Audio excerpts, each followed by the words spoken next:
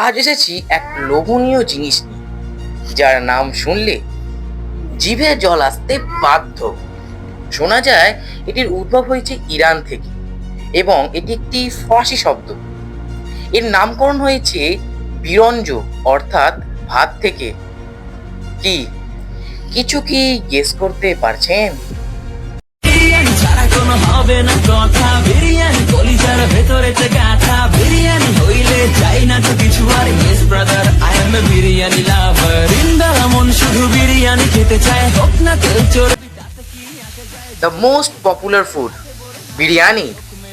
ইতিহাস বলে 1338 সালে তৈমুর ভারত আক্রমণ করেন এবং তিনি নিজের সাথে আনেন এই বিরিয়ানি।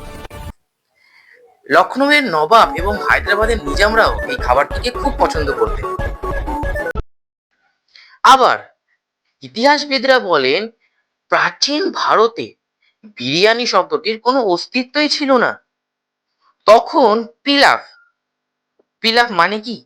সেটা আর কিছু নয়, পোলাও মধ্য এশিয়া থেকে ভারতে আসে এবং এখানে এসে তাতে সুগন্ধযুক্ত মশলা দিয়ে বিরিয়ানির রূপ দেওয়া হয়।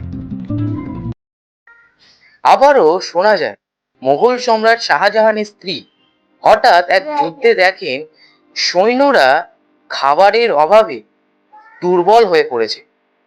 তখন ভাতের সাথে মাংস, জাফরান, বাদাম ও অনেক ধরনের মশলা মিশিয়ে তৈরি হয় এক পুষ্টিকর খাদ্য। মনে করা হয় ওটি হচ্ছে বিরিয়ানির জন্ম। যা খেয়ে সৈন্যরা ফিরে পায় দেহে বল এবং সুন্দর হয় যুদ্ধের ফল।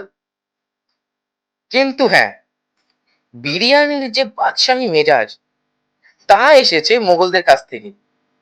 কোনোদিনও অনুভব করেছেন নাকি বিরিয়ানি খাওয়ার সময় বাদশাহী মেজাজ? এটা বলতে পারি কলকাতায় বিরিয়ানি জনপ্রিয় হয় অনেক পরে।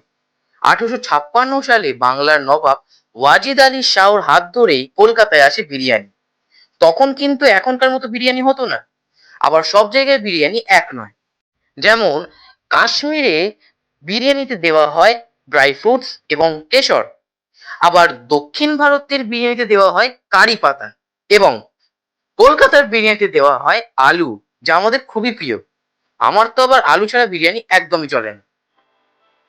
বর্তমানে বিরিয়ানির সাথে দেওয়া হয় আবার রায়তা। মোগলরা কি ভাবতে পেরেছিলেন তাদের বিরিয়ানির সাথে ভবিষ্যতে এত এক্সপেরিমেন্ট হয়ে যাবে? Swiggy annual food Trends report অনুসারে 2025 সাল অবধি টানা 10 বছর সব থেকে বেশি যে খাবারটা অর্ডার করা হয়েছে তা হলো বিরিয়ানি। এবার বলি 2025 সালে সব থেকে বেশি বিরিয়ানি অর্ডার করা হয়েছে 93 মিলিয়ন, অর্থাৎ 9,30,00,000 মতো।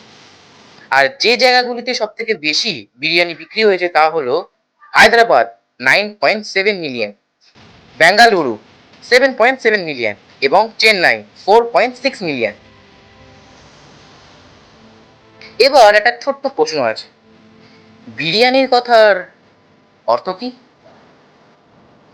আপনাদের যদি বিরিয়ানি ছাড়াও অন্য কোনো খাবার পছন্দ বা ইতিহাস জানার ইচ্ছা থাকে তাহলে আমাকে অবশ্যই কমেন্ট করে জানাবেন।